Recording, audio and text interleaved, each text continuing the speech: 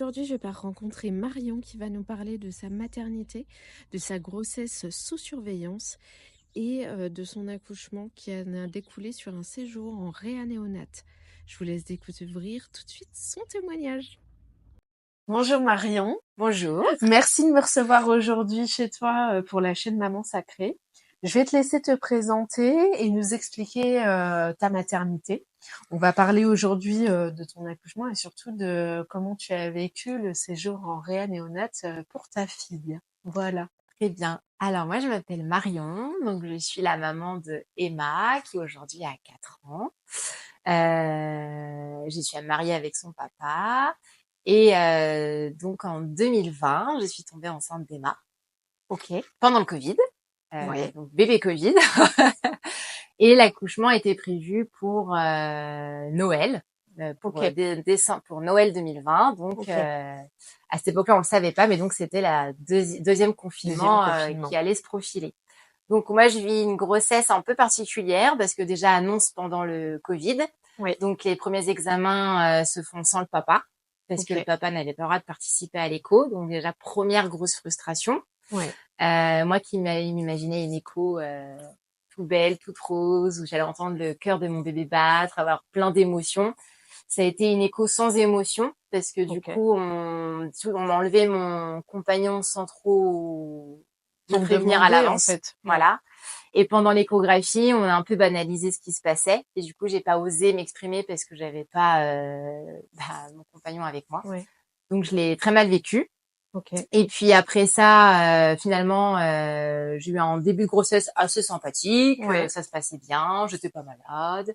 Est-ce que tu avais un projet de naissance Et j'ai ou... commencé à avoir un projet de naissance, oui, comme du coup ça se passait bien et que Ok. moi ça faisait longtemps que je voulais avoir mon bébé, donc du coup j'avais déjà plein de projections avant ma grossesse. Mhm. Donc moi je m'imaginais accoucher naturellement, perdre les os à la maison, commencer le travail tranquillement à la maison, et puis arriver à la maternité qui est à 10 minutes de l'appart. Ouais. Donc de manière assez un peu dans le speed comme toute maman, Bien mais sûr. sans forcément de grosse panique parce qu'on n'avait pas beaucoup de trajets.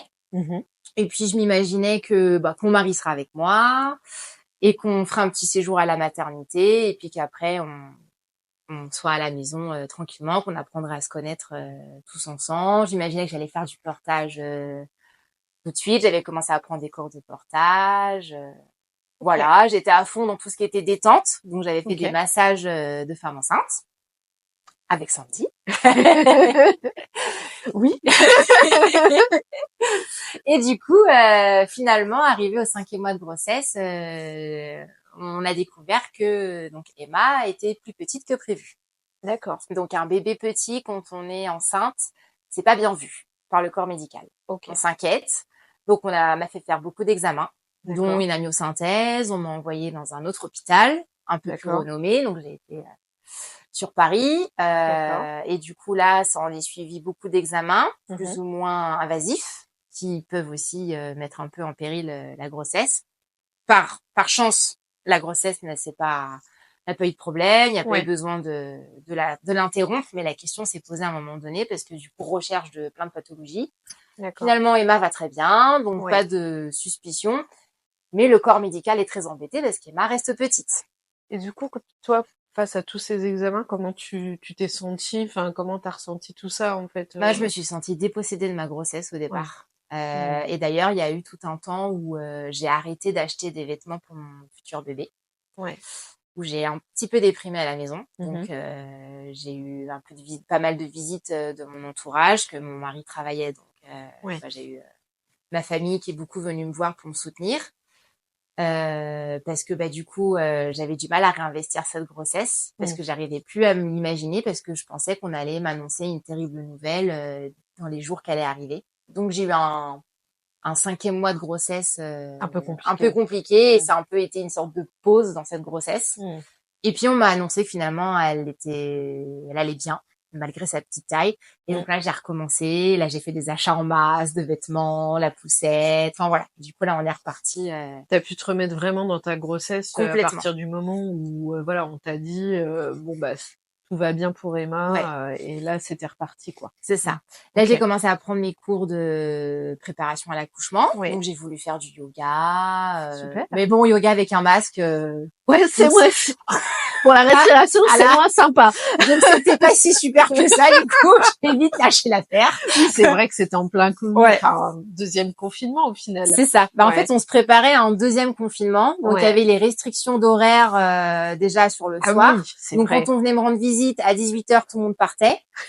Quand je promenais mon chien, j'ai toujours ma petite feuille avec moi. Donc, je sortais 2 fois par jour. Donc, j'ai été la grande pro pour gommer les trucs au crayon de papier, les stylos effaçables. Moi, j'ai refait. Je le dis Bah oui, franchement. oui, parce que Voilà. voilà. Moi, mon chien, il était bébé. Il venait d'arriver avec nous. Donc, il avait besoin de bouger. Moi aussi. Fallait changer les idées. Et puis, finalement... Du coup, les médecins décident de quand même poursuivre la surveillance de la grossesse Ouais. parce qu'elle reste petite. Donc, j'avais des monitorings 2 fois par semaine. Oui. Un à domicile, un à l'hôpital. OK. Donc, ça me prenait pas mal de temps et c'était quand même assez stressant malgré tout parce qu'on se disait n'importe quel monitoring part de travers et je me fais hospitaliser. Oui. Et à plusieurs reprises, les sages-femmes me disent bon, tout se passe bien, mais ayez en tête que votre projet d'accouchement risque de changer. Et donc là, on commence à me parler de prématurité, D'accord. de déclenchement, de césarienne. Ouais. Donc en fait, on me dit vous êtes le type de alors, on me dit toutes les grossesses peuvent se terminer comme ça, mais elle me dit il y a des profils qui s'y prêtent plus et là vous clairement vous en prenez le chemin. OK. OK. Donc gros nouveau coup de stress. Ouais. Du coup là, j'avais une copine qui est sophrologue. Donc je me suis dit je vais faire de la sophrologie parce que et voilà, on en discutait ensemble, elle me dit viens me voir. Et donc toutes les semaines, tous les samedis matins, j'allais faire ma petite séance de sophro. Et dès que j'avais un changement dans le discours des sages-femmes, je lui en parlais et elle adaptait un peu son accompagnement et ça m'a aidé.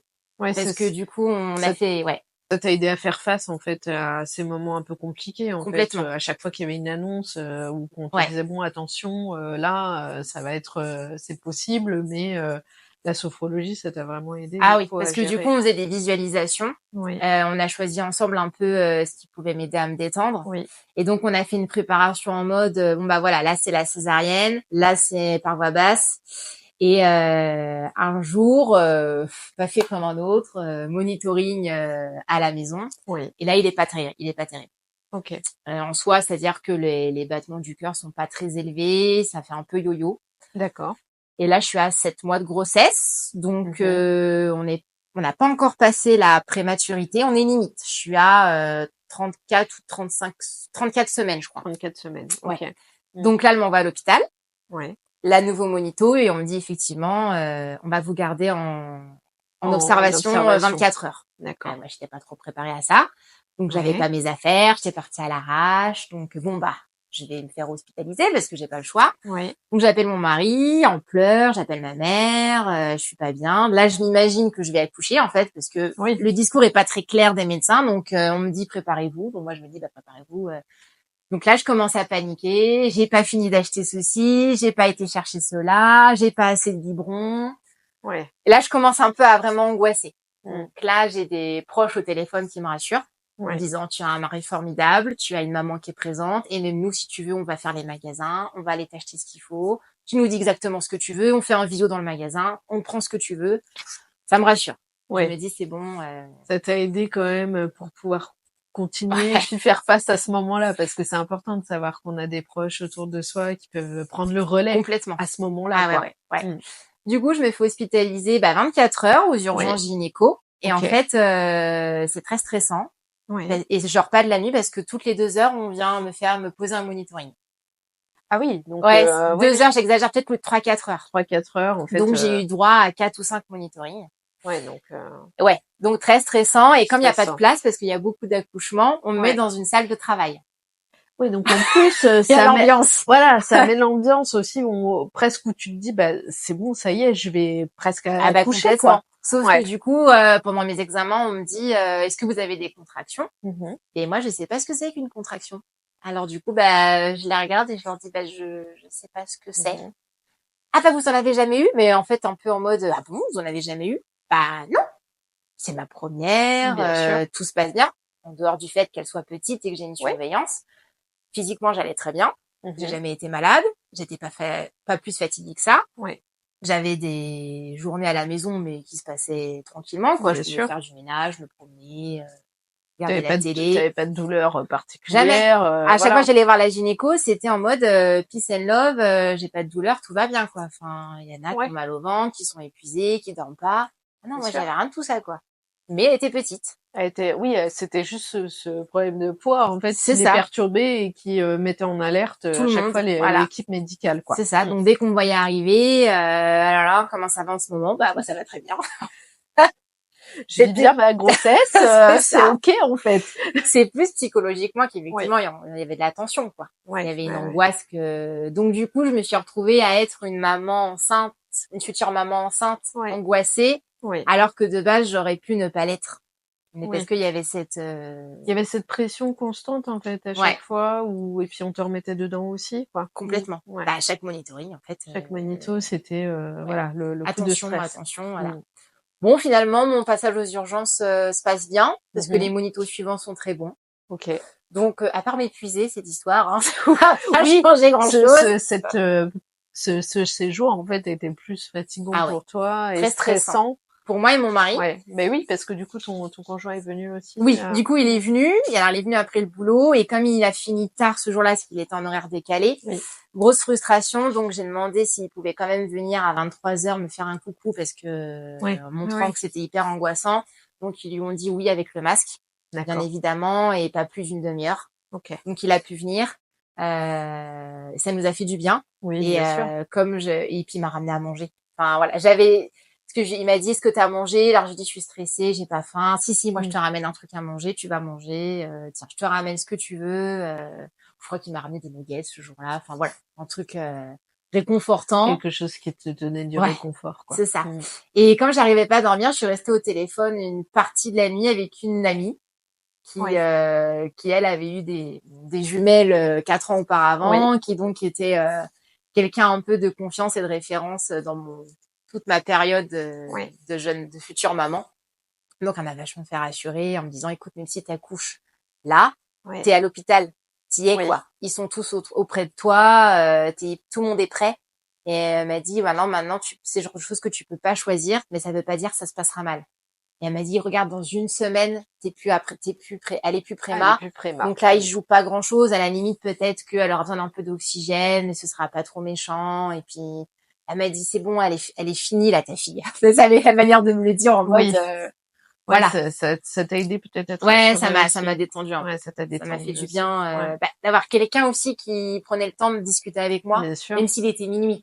Oui. Et qu'elle, elle bossait le lendemain. Et elle a été là, quoi. Cette présence-là a été hyper importante à ce moment-là, parce que quand, en plus, c'est dans une sorte d'angoisse comme ça, c'est important. Puis surtout dans les conditions, parce qu'on était quand même avant Covid, donc. En plus. Non, c'est hyper important. Donc, on est quand même sur une période où le masque, elle trouve pas, on fait attention, on se touche pas, le lavage de mains, machin, elle tire l'arigot, enfin. Il y avait aussi toute cette ambiance de Covid que tout le monde vivait, plus le fait d'être maman d'un bébé trop petit dans cette période-là, ça en rajoutait quand même. Ça en rajoutait. Oui, puis on te l'a rappelé quand même plus. Enfin, on a fait que ça. C'est un peu culpabilisant quand même aussi. Oui, parce que moi je me suis comme on trouvait pas la raison de la petite taille, moi je me suis souvent dit c'est de ma faute, c'est parce que je suis trop mince, j'ai pas assez mangé, j'ai toujours été très mince.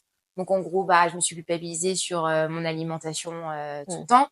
Alors je mange équilibré mais je mange pas en grosse quantité. Mais du coup j'ai passé mon temps à me dire c'est moi, j'ai pas assez mangé pendant la grossesse ou qu'est-ce qui fait que je suis pas assez grande, enfin voilà. Mais après c'est comme ça, quoi. C'est la nature, c'est la morphologie, c'est comme ça. Et voilà, on peut pas faire non plus. On fait en fonction de comment on est aussi. Donc voilà, c'est ok. Mais c'est vrai que j'imagine combien ça a été stressant à ce moment-là. Ouais, stressant et culpabilisant. Parce que du coup, on se demande ce qu'on peut faire nous pour pas se retrouver dans cette situation-là. Qu'est-ce que j'ai fait de travers? Qu'est-ce que j'ai mangé qu'il fallait pas? Qu'est-ce que j'ai fait de trop?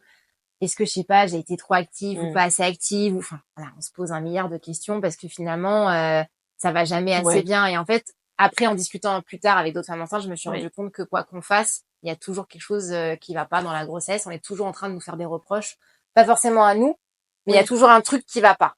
Il est pas assez ceci, il est pas assez cela, c'est trop tôt, c'est trop rapide. Enfin, bien sûr. Bref, il y a toujours un truc qui va. Et à l'inverse aussi, qui va pas, quoi. On culpabilise aussi beaucoup les mamans où les bébés sont sur des courbes hautes pendant la grossesse aussi. Oui, j'ai découvert ça après aussi. Oui. Ça existe aussi et j'en ai rencontré beaucoup. Puis au final, en fait, tout est ok à la naissance et ça. le poids est juste voilà dans les courbes et c'est. Mais voilà, il y a cet aspect culpabilité souvent pendant la grossesse pour beaucoup de futures mamans en fait de ce que je peux entendre en tous les cas.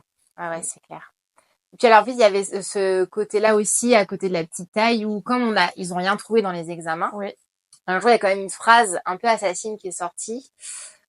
Je pense qu'elle a été dite de manière un peu maladroite pour le médecin. Il s'est pas rendu compte de l'impact que ça pouvait avoir sur nous. Et nous, on n'ose pas parce qu'on a face à nous les grands professeurs parisiens. Donc en fait, on n'ose pas ouvrir notre bouche. On nous dit vous faites ci, et même si c'est notre enfant et qu'on est censé pouvoir dire oui ou non, en fait, on n'ose pas. Et puis à ce moment-là, voilà, je suis un peu plus jeune, c'est mon premier bébé, enfin voilà. On se laisse porter par voilà ce que disent les équipes médicales. C'est ça. Puis hein. on veut leur faire confiance. Bien Son sûr. médecin, c'est eux qui savent. Oui. Voilà, enfin c'est ce qu'on se dit. C'est les sachants. C'est ça. Et du coup, il y en a un quand même qui nous dit bon, on l'a pas trouvé, mais ça voudra peut-être dire qu'à la naissance, il peut se passer plein de choses et qu'on peut trouver autre chose à la naissance. Donc nous, on a essayé de pas y penser, de pas se dire éventuellement notre enfant peut avoir un handicap à la naissance et on va le découvrir une fois qu'elle sera sortie. On a essayé de pas trop penser à ça. Voilà, de se dire ok, elle sera petite, mais tout ira bien et il y a pas de raison. Nous, on est en pleine santé. Dans notre entourage, il y avait pas de maladie particulière, donc voilà. Sûr. Ou alors ces maladies, on les connaissait et elles étaient pas forcément génétiques.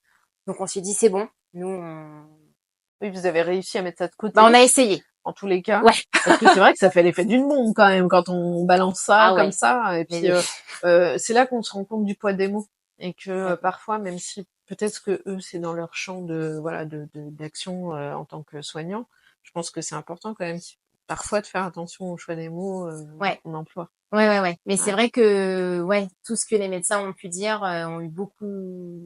J'ai eu beaucoup de bombes. Donc déjà là, avant sur ma période de grossesse. Et après. Beaucoup. Parce que donc du coup après cette histoire d'urgence, je revois mon gynéco quelques jours après, qui là un peu pris de panique me dit bon bah vous allez bien, elle semble aller bien, mais quand même ce passage aux urgences m'a inquiétée. D'accord. Je voudrais qu'on fasse un déclenchement. Ok. Alors là ah bon. Est-ce qu'on t'explique ce que c'est qu'un déclenchement et comment toi t'as accueilli la nouvelle? Vite fait. Parce que du coup, je lui demande, c'est-à-dire, ça veut dire qu'on va provoquer la naissance. Ok. Donc, on fait quoi exactement? Donc, il m'explique, donc du coup, donc tout va bien. Comme vous avez déjà vu, l'anesthésie, ça c'est fait. Donc, pas besoin de faire un rendez-vous en urgence. Donc là, on est tranquille. Mais du coup, ça veut dire que je vais vous donner rendez-vous. En gros, à la maternité. Donc, là, on est temps. Il y a son calendrier. Vous aurez dû accoucher là. Bon, allez, je vais vous faire accoucher à 38 semaines. C'est pas mal. D'accord. Ok. Et donc moi je lui dis et pourquoi pas 39? Hein? Histoire de gratter une semaine de plus, vu qu'elle est petite. Oui. Alors la grande théorie des bébés petits, quand ils sont in utero, c'est que ils vont mieux grandir quand ils seront sortis. Donc et là je me dis donc en gros c'est moi qui empêche ma fille de grandir, ça veut dire. Si on veut la faire sortir plus tôt pour qu'elle grandisse, ça veut dire quoi? Que dans mon ventre elle est pas bien, qu'elle grandit pas bien? Ouais, c'est culpabilisant. Ah là complètement. Donc là moi je me mets à pleurer. Je me dis, elle est pas encore née, je suis déjà une mauvaise mère. Enfin, moi, clairement, je le prends comme ça.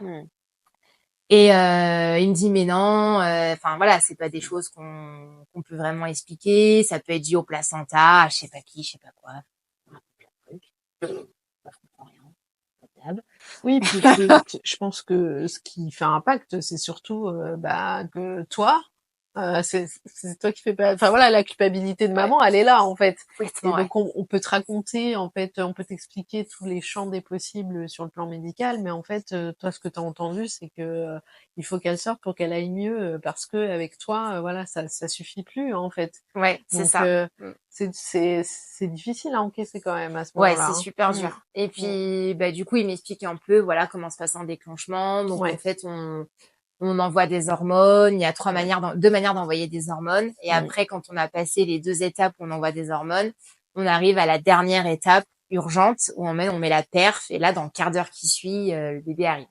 Là, il m'explique, dès l'instant où on commence le protocole de déclenchement, le bébé a 48 heures pour sortir.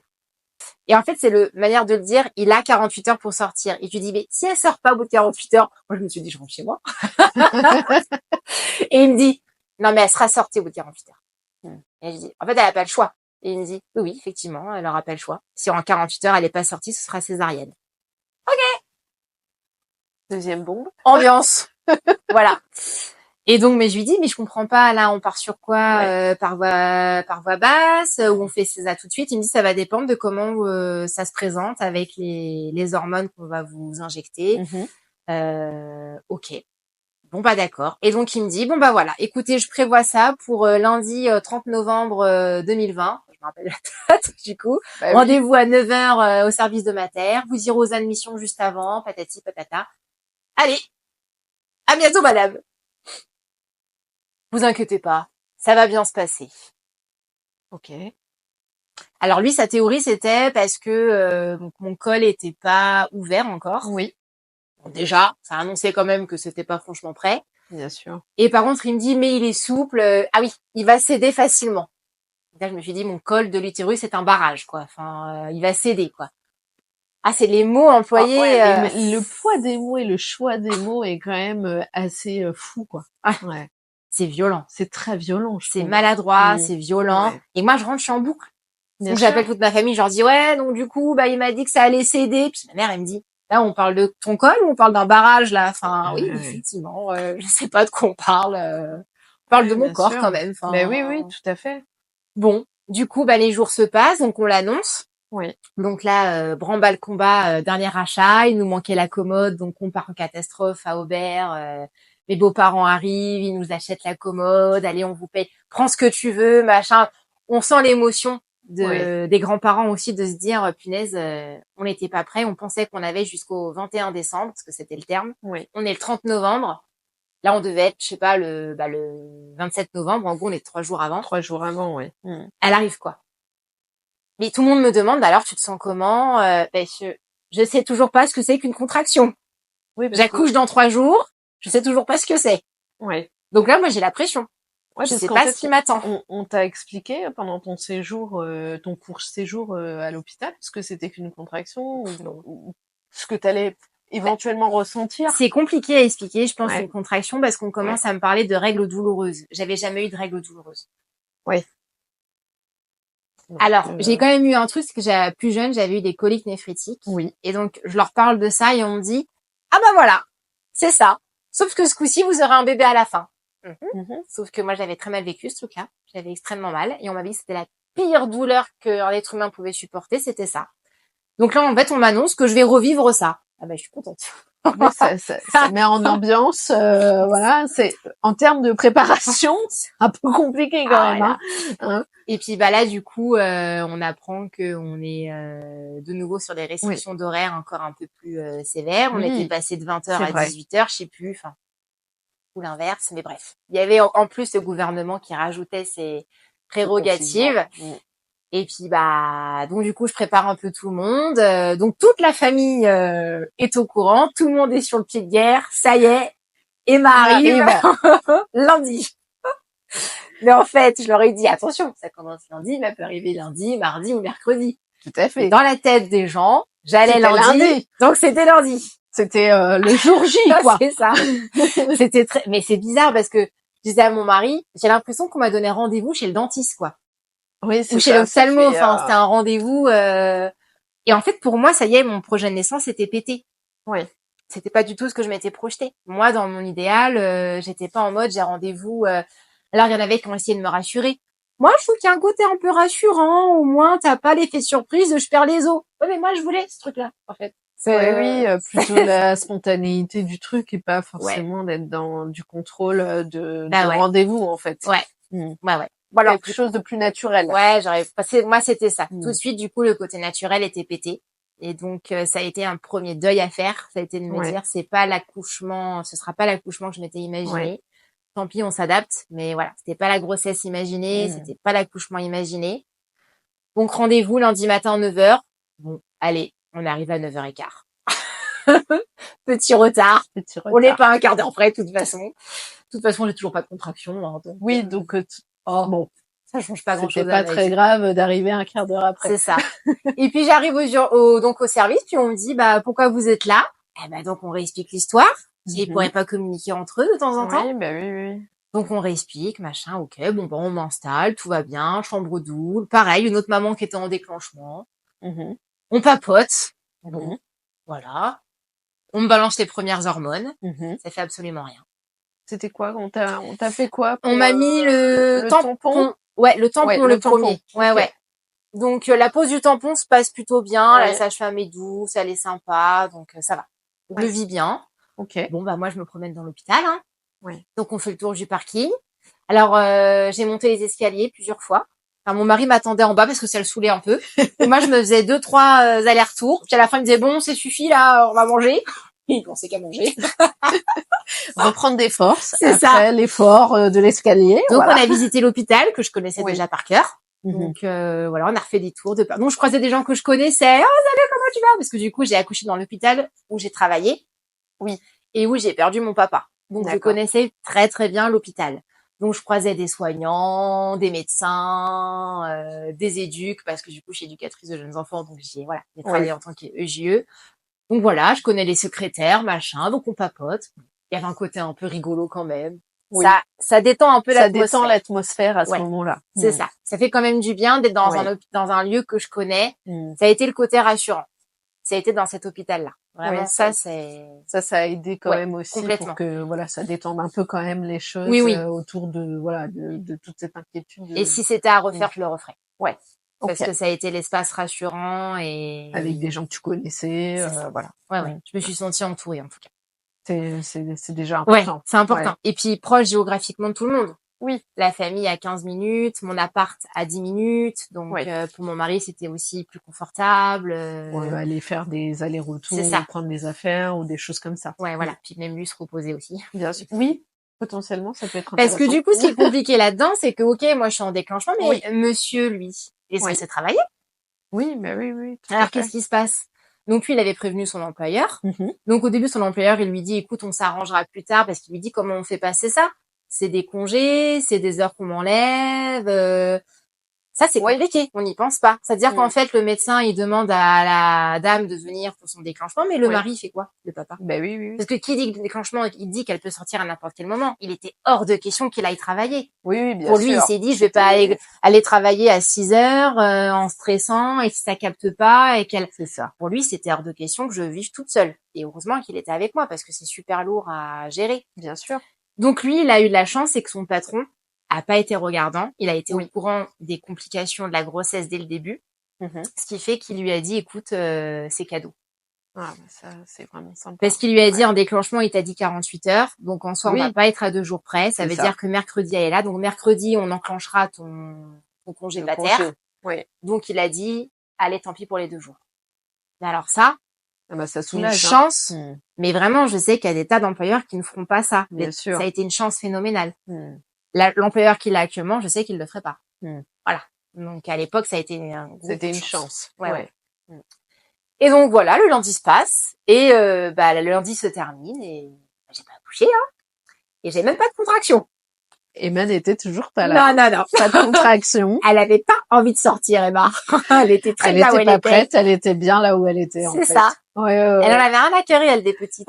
Je pense qu'elle le savait pourquoi elle était petite et qu'il y avait aucune raison. Pour elle, il y avait pas de il y avait pas de raison de naître maintenant, quoi. Donc et je me disais à mon mari, elle est pas si mal que ça dans mon ventre. Et oui. Voilà. On veut me faire croire le contraire, mais en fait, elle est très bien là où elle est. Très bien là où elle est. Tout à fait. Voilà. Bon, alors du coup, le mardi matin arrive, parce que le tampon, je crois que ça dure 8 heures ou 12 heures, enfin, je sais plus exactement, mais bon, il y a un nombre d'heures conséquent. Le lendemain matin, 8 heures. Bon, madame, on va passer au second protocole. Et donc là, c'est, alors je sais plus exactement, en gros, quand ils touchent le col, c'est un espèce de gel Et en fait, c'est un gel pareil d'hormones et c'est un autre type d'hormones. C'est peut-être les prostaglandines ou... Peut-être. Ouais. Je me rappelle plus trop des noms, mais oui. ça doit être C'était ça. pas le ballonnet en tous les Non, cas. non, non, c'est pas ça. Non. Ok. Et là, elle me dit ça dure 5 heures. Ok. Elle me dit c'est comme vous avez déjà eu les hormones par le tampon juste avant, normalement ça devrait booster un peu plus. Ok. Ok. Mais bon, en même temps, on continue à me mettre sous monitoring. Ça, j'ai pas précisé. Parce que Oui. le lundi, j'étais un coup debout, un coup allongé pour le monitoring. Donc ça, les monitoring, ils m'ont suivi jusqu'au bout. Oui, mais oui. Et ça, c'est normal, c'est le protocole déclenchement. Oui, bien sûr. Voilà. Bon, le mardi commence comme ça. Ah, je commence à avoir un petit peu mal au ventre. Bon, j'en parle. Ah oui, bah c'est les prémices. Ok. Ils en ont rien à carrer. Parce qu'en gros, il se passe pas grand chose pour eux. Oui. Sur le monito, ça fait pas trop de différence. Sauf qu'on dépasse les 5 heures. Oui. Et là, j'ai commencé, donc là, on est en milieu de journée, milieu d'après-midi. Et quand je marche, je commence un peu à me tordre un petit peu, mais c'est espacé. Mais je sens, j'ai du mal à marcher. Ouais, là, tu sens vraiment qu'il se passe quelque chose, quoi. J'ai pas trop envie de manger, enfin, je suis... Et là, je lui dis, peut-être cette nuit. Je rappelle ma mère, je lui décris, elle me dit, ouais, mais t'arrives à parler, bon, je dis, bon, c'est pas encore trop violent. Ah bon? Ça me rassure pas, quoi. Je lui dis, mais tu me rassures pas? Non, mais écoute, tu verras bien, chaque femme est différente. Ok, ça. Je sens qu'elle essaye de me protéger un peu, qu'elle se dit, je vais pas la faire briller tout de suite. Mais oui. Et elle me dit, tu me rappelles, hein. Bon, quand même, ma mère nous propose de venir à la maison pour s'occuper du chien. Parce que il y avait le chien à s'occuper, et elle me dit, je viens à la maison. Donc, il y avait un matelas qui avait été gonflé pour elle, voilà, tout était prêt. Mon mari, il me dit, bon, qu'est-ce que je fais? Je rentre pas? Parce que du coup, on savait pas trop, quoi. Ouais, bien sûr. Et puis, le médecin me dit, bon, vous avez des débuts de contraction, c'est bien, mais c'est pas assez rapproché. On va y aller un peu plus fort. Ok. On va remettre une deuxième fois du gel. Ah bon? On peut faire ça? Ouais. Parce que là, je pense que ça va aider. Ça va aider et je pense que du coup, ça va le faire. Bon, bah, recommence. Ouais, sauf que là, la sage-femme, elle était un peu violente quand même. Et du coup, là, la pause du deuxième gel, je l'ai très mal vécue. Déjà, elle devait être pressée, je pense, madame. Elle a pas fait sortir mon mari. Donc, elle l'a fait devant lui. Ok. Voilà. Donc, déjà, premièrement, j'avais pas forcément envie, lui non plus. Donc, il me dit, j'ai pas regardé, mais Oui, ça aurait pu être la moindre des choses de dire ce que vous voulez sortir. Et alors, quand elle me le fait, ça fait mal. Elle me prévient sans me prévenir. Et elle y est pas douce du tout. C'est une sage-femme un peu plus âgée. Donc, je me suis dit, bon, je sais pas, vieille méthode, je sais pas. Elle a ras-le-bol de son métier. J'ai essayé de lui trouver plein d'excuses à cette dame. Hein. Vraiment, j'ai essayé d'être dans la bienveillance et la compréhension, mais... Là, c'était compliqué. Là, je commence à en avoir un peu marre. On est mardi soir, t'y vas comme un boucher. Non, en fait... c'est un peu violent quand même. Et mon mari, il l'a vu. Parce qu'au début, je me suis dit, bon, je prends sur moi. Et en fait, il m'a dit, j'ai vu. Et il m'a dit, si t'avais pu l'insulter, tu l'aurais fait là. Et je dis, ouais. Il m'a dit, je l'ai vu. Il m'a dit, tu l'as insulté de tous les noms dans ton regard. Tu l'as regardé, là, si t'avais pu lui en coller une, tu l'aurais fait. Ouais, un peu, ouais. Bah oui, parce que ça a été violent pour toi à ce moment-là. Il y avait pas la douceur que t'avais vue juste précédemment. Avant, C'est ça. C'est à quoi on m'avait un peu habituée parce que j'avais été un peu plus coucounée quand même pendant ma grossesse, d'un point de vue acte médical. Oui. On avait fait attention, même si les actes étaient intrusifs et il y en avait beaucoup. Les gens étaient quand même bienveillants. Les gens étaient bienveillants et plus dans la douceur. C'est ça. Là, j'ai quand même lâché un putain. C'est sorti parce que là, il venait droit du cœur, celui-là, mais bon. Voilà. Et puis, elle part. Et puis, bon, bah, j'ai dit à mon mari, écoute, il devait être 22, 23 heures. Je dis, bah, on va trop poser. Parce que, autant si elle arrive demain, on va pas dormir tout de suite. Il vaut mieux qu'il y ait un de nous deux qui soit reposé. Oui, bien et sûr. Il faut que ce soit toi, quoi, du coup. Parce que moi, c'est mort, à mon avis. Je vais essayer de dormir un peu, mais il me dit, ok, de toute façon, tu m'appelles. Si je grille les feux, je suis à 5 minutes. Là, j'ai adoré enfin, s'il y a pas les feux, je suis à 5 minutes. Au pire, je les grille. Personne ne le verra avant 3 heures. Voilà, c'est ça. Et du coup, il rentre. Et puis, je me rappelle aussi anecdote, je mange et en fait ils m'ont amené le plateau, c'était le même que le midi. Hormones oblige, je me mets à pleurer. Et sur le coup il me regarde et il me dit qu'est-ce que t'as? Genre blasé, j'avais ras le bol lui aussi. Je lui dis c'est la même chose que ce midi. Alors du coup il va voir, il me dit excusez-moi, ma femme a déjà mangé ça ce midi. Est-ce qu'il y a autre chose? Ah bah non. Il aurait fallu nous le dire plus tôt. Bah vous pouvez pas deviner, vous allez resservir la même chose.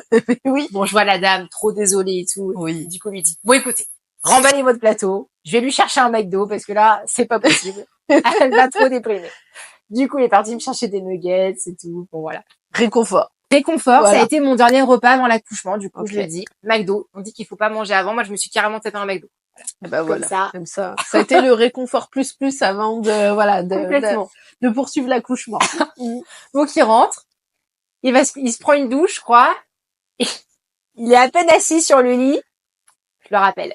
Il s'était écoulé 1h30. Et en fait, au moment où il était parti, ça avait commencé à être un peu plus violent. Ok. Et là, j'étais passée de, je me rappelle même plus, mais en gros, toutes les 5-10 minutes, ça montait fort. Et en gros, je me tordais de douleur dans mon lit. Et j'appelle les infirmières, elles me font, bon, écoutez, oui, c'est rapproché, mais pas encore assez.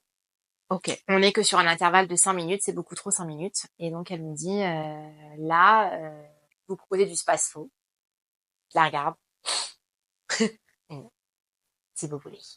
Je prends le spasfon, il se passe rien. Oui, évidemment. On me propose un deuxième spasfon, il ne se passe toujours rien. Spasfon, là, c'est plus efficace. Et là, on me dit, bon, bah, madame, à part respirer, essayer de vous détendre, je sais pas quoi vous dire. Bon. Et ben, je vais rappeler mon mari. Hein? Voilà. Bel accompagnement. Dans la douleur. Mais il y a du monde. Oui. Et en fait, il y avait du monde en même temps En aussi. fait, c'est ça. je me suis rendu compte qu'il m'avait prévu de me déclencher ce jour-là. Ouais. Et qu'il y a d'autres déclenchements qui se sont rajoutés. D'accord. Et en fait, je finis par apprendre que nous sommes une bonne dizaine de femmes à être en protocole déclenchement. Ah oui, donc ça fait quand même si on rajoute les urgences important. Si on rajoute celles qui devaient accoucher sans déclenchement, c'est une usine en fait. Là. Ouais, ils ont dû être dépassés par l'ensemble des déclenchements. Et je le sens qu'ils sont débordés. Ouais. Parce qu'en fait, ils viennent, ils me parlent à l'arrache, je suis pas urgente. Ouais. Je suis sous monito, allez, c'est bon quoi. Dans la bienveillance, hein. Mais t'as senti le manque de temps du coup à ce moment-là. Et là, je me suis dit, et en fait, à ce moment-là, j'ai senti que ça allait pas être très drôle.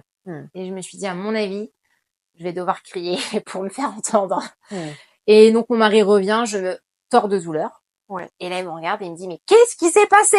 Eh ben, il s'est passé que les hormones, il faut... Ben oui, les hormones agissent. Ça y est. Oui, ça y est. Et là, il voit, mais je suis transpirante, je me tords dans tous les sens. Et je lui dis, bah préviens quand même les infirmières, les sages-femmes. Tu leur as déjà dit, toi? Bah oui, je leur ai déjà dit, mais elles m'écoutent pas. Non, mais à mon avis, c'est pas qu'elles t'écoutent pas, mais c'est qu'elles sont occupées, les dames. Je reste avec toi et tout. Okay. Donc, essaye de... Là, ils m'aident à respirer. Parce que, en fait, j'étais en mode paniqué. Et donc, il me dit, allez, prends ton temps. Et donc, ça a été mon coach. Oui, ça a été ton coach à ce moment-là. Il t'a coaché pour t'aider. Complètement. Il m'a même engueulé un peu. Le pilier. Voilà. Le coach. Tu respires pas bien. Comment ça, je respire pas bien? Ou alors quand j'étais dans le je respire. Tu pleures là, tu respires pas, respire. Le coach qui te fait revenir en fait dans le moment présent et pour te remettre dans le bon chemin pour gérer ta douleur en fait. Ouais. C'est génial. Ouais, ça a été un vrai soutien. Donc il a bien joué son job, son rôle. Ouais. Le temps passe et puis finalement on me met sous morphine. Ok. Je le raconte parce que ça fait partie des éléments qui ont peut-être des déclenchement dans la suite. Oui. C'est-à-dire que j'étais tellement mal que on me dit, on a une proposition, c'est qu'on peut vous mettre sous morphine. Okay. Je lui dis, on me dit, on vous rassure, le bébé, lui, ça l'atteint pas. D'accord. Et je lui dis, j'ai tellement mal, ok. Donc, on y va tout de suite. Donc là, on m'injecte de la morphine tout de suite. Alors là, je me mets à délirer. Alors, on m'avait prévenu, mais effectivement, je commence à délirer. C'est-à-dire que mon mari, pour essayer de calmer le jeu, rigole un peu. Et il me dit tu vas voir des éléphants roses. Ouais. Et ben effectivement, il a initié une image en me disant ça. Ouais. Et mon cerveau moi je me suis vue avec Babar. Voilà, c'est très drôle, donc je le raconte. Moi j'ai accouché avec Babar. T'as accouché avec Babar. Voilà. Écoute, t'as accompagné aussi finalement Babar, mais non, mais oui, c'est l'effet de la morphine. Ouais, qui, du complètement. coup, Donc je délire, je vois plus, des éléphants. Moi, un éléphant, c'est Babar. Dans ma représentation de sûr. l'éléphant, j'ai Babar. Donc on discute avec Babar. Et Mhm. puis je repense à mes Oui. séances de sophro. Oui, du Quand coup, même. tu as quand même réussi à te reconnecter à ce que Ouais, tu avais fait en sophro. un peu. Ouais. Donc j'avais des images mentales que j'avais Mhm. bossées avec la sophro. Et donc du coup, je me remets dans mes images Oui. et je me repars sur la respiration que je cale dessus. Ok. Donc moi, mon exercice, c'était l'endroit, un beau souvenir. Donc moi, j'avais Oui. un beau souvenir au bord de mer. J'étais avec mes parents et je voyais les vagues faire des allers-retours. Et donc je cale mes respirations sur les vagues. Génial. Sauf que mon mari, mignon comme tout, avec son histoire de Babar, du coup sur les vagues, j'avais Babar Qui faisait du qui surf. faisait de la barque. Ok. Voilà. Et quand je lui raconte ça, lui il rigole et il me dit ah bah attends, dans Babar il y avait aussi Céleste. Et bah bim, Céleste arrive avec Allez, Babar. Céleste, c'était avec toi Voilà. aussi. Donc à la fin j'ai dû dire d'arrêter parce qu'en fait dès qu'il me prononçait un personnage de Babar, le personnage apparaissait. Ouais, et puis du coup, c'était un peu perturbant, je pense, dans le... Oh je rigolais. Non, tu rigolais? Ouais, ça me faisait Ça te faisait rire? sous la morphine. Oui, du coup, tu calcules plus, quoi. Ça a été le moment rigolo. Ouais. Quand même, c'est l'effet un peu délirant de la morphine. De la morphine, ouais. Et puis finalement, à un moment donné, ça dure 1 heure comme ça quand même. Ok. Mais je sens, malgré la morphine, je me tords de douleur. La Ouais. morphine a dû faire effet un quart d'heure. Ouais. Ça a dû vraiment me calmer. Alors, 15 minutes, c'est déjà bien. Hein. Oui, oui. Je pense que ça a diminué un peu les effets de la douleur, Mhm. mais j'avais mal quand même. Mm. Et à un moment donné, ils arrivent à 3 en claquant la porte. Mais d'une violence. Ok. Je parlais avec mon mari et là, bam, la porte, elle vole. La dame à côté, elle sursaute. 3 blouses blanches qui arrivent. Et là, la sage-femme qui arrive paniquée qui me dit, je suis désolée, on vous a pas oublié, mais il faut y aller. Hein? Et elle me dit, j'ai vu votre monito, c'est maintenant. Ok. Ok. Ah bah donc, il ramène le brancard. Alors, bougez pas, machin, le lit il roule et tout. Hop, on part. Ok. Bah, je me suis dit, oulala. Et là, je lui dis, mais on part en quoi là? Enfin, on fait quoi? Oui, oui, bien Parce sûr. que du coup, on m'avait parlé de plein de choses, moi, sur mon accouchement. Non, non, mais c'est bon, on part pour voix basse, vous inquiétez pas, ça se passe en naturel, ok. J'avais demandé la Ouais. péridurale. Oui, tu avais Ça, demandé c'était la un projet de péri. naissance Ok. que j'avais depuis le début, j'avais été claire là-dessus, péri, voilà. Ok.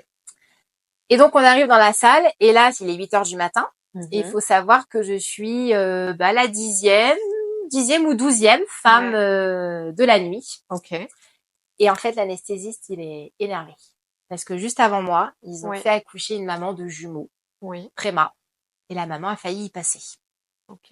Donc en fait, toute l'équipe médicale est complètement retournée. Oui. Mais ils n'ont pas le choix parce que mon monito à moi, Oui, il part. il était pas bon. Ouais. Et du coup, ils se sont dit, faut y aller, quoi. Mm. Et en fait, l'anesthésiste, il est pressé d'en finir. Et il Mhm. me dit, vraiment, c'est ces mots. Hein. Allez, madame, on y va vite qu'on en finisse. Vous êtes la 12e. Moi, j'en peux plus. Ma garde, elle se termine dans 30 minutes. La violence. Penchez-vous, que je vous pique. Moi, j'ai mes contractions, là. Mais oui, parce que toi, en attendant, il faut quand même que tu gères tes Ouais. contractions. T'entends ça, du coup, comment t'accueilles le truc? Parce Très que mal. c'est quand même hyper violent. Je me suis comportée comme je l'ai jamais fait. Ouais. Je fais toujours attention à ce que je dis Ouais. aux gens. Et je pense de par ma profession. Et là, j'étais pas moi-même. Je me suis retournée d'une violence. Et mon mari était encore dans la salle. Hein. Mm. Ils étaient en train de le virer. Que lui, il assiste à cette scène. Il m'a dit, mais tu l'as incendié. Je me suis retournée. Je lui ai dit, toi, tu ne me touches pas. Mais vraiment, hein. Mm. Tutoiement, menace, tout. Oui, oui, bien Là, sûr. c'est... Mm. Et là, l'infirmière, elle me regarde.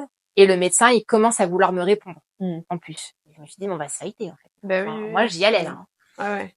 Et là, l'infirmière, elle me dit, stop!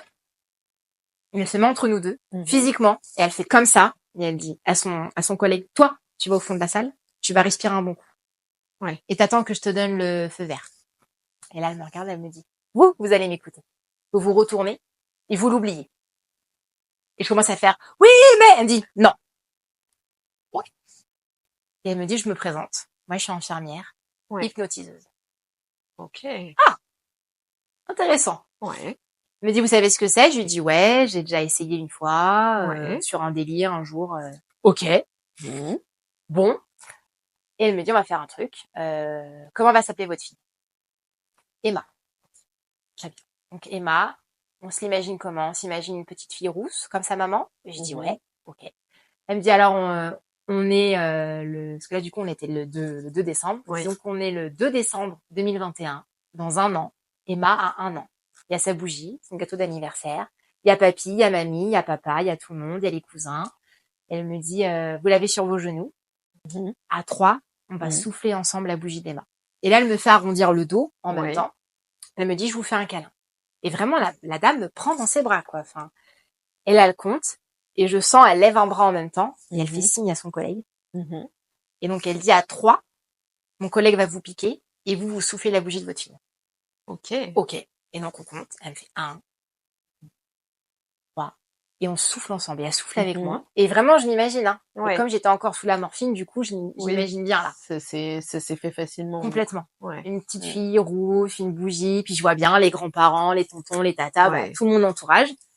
Et il me pique. Et je sens pas. Et là, ça vraiment, je pense, ça a été la partie la plus réussie de mon accouchement, ça a été ça. Ça a été J'ai ça. été piquée avec comme naturellement. Ouais, naturellement. Et sans que tu sentes. Aucun stress, aucune douleur. Et à tel point même que je me suis dit, si un jour je dois réaccoucher, ce sera pas aussi bien. Ce sera pas possible que ça soit aussi bien que ça. Et après, le gars et le médecin s'approche de moi en face et il me dit, merci madame. Vous avez bien joué le jeu. Tout va bien se passer maintenant, je vous promets. Allongez-vous. La péri va faire effet dans les 2 jambes. Vous sentirez rien. La douleur est terminée. Et là, je regarde et je lui dis merci. Alors, j'étais prête à me fighter avec lui 5 minutes avant. Et là, je lui dis merci. Tu lui as dit merci. Ouais. Et les deux. Et l'infirmière, je lui ai attrapé la main et je lui ai dit, vous avez sauvé mon accouchement, merci beaucoup. Et là, elle me dit, c'est mon job. Et je dis, non, mais merci. Et elle me dit, avec plaisir. Et du coup, après, ils partent et tout. Il me dit, on va rappeler le papa. Qui lui avait vécu d'autres aventures entre-temps. Il avait ramassé le papa des jumeaux en question, s'était écroulé dans la salle d'attente. D'accord. Sous le coup de l'émotion. Ouais. Et donc mon mari avait réanimé le père des jumeaux. Lui aussi a vécu un truc intense quoi pendant ce temps-là. Et justement, quand il est revenu, il était tellement dans son truc qu'il m'a pas demandé comment j'allais au début. Il est rentré puis il m'a dit « Oh ma chérie, il m'est arrivé un truc !» Là, sur le coup, je me dis, mais il est sérieux, là? J'ai les pattes en l'air. Je suis sous péri. J'ai failli fighter avec le médecin. Et lui, il me dit, faut que je te raconte un truc. Mais non, c'est à moi de parler, là.